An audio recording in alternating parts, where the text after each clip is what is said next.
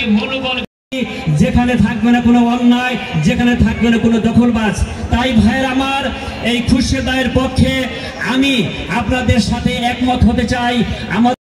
আপনাদের সম্ভব না, খুরশেদ সারা বাংলাদেশের সম্পদ।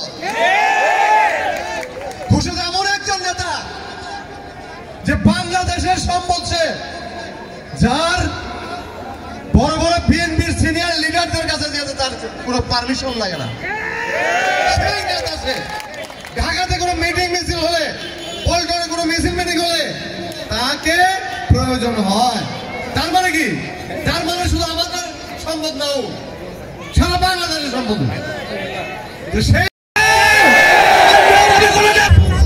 মেয়র প্রার্থী হওয়ার সমর্থনে আজকের এই আলোচনা সভা মিলাদ মাহফিলের সম্মানিত সভাপতি উপস্থিত আছেন এই চাম সিং তথা ভাটপাড়া, জয়পাড়া এবং টেউটি সহ এই এলাকার মুরব্বিয়ান,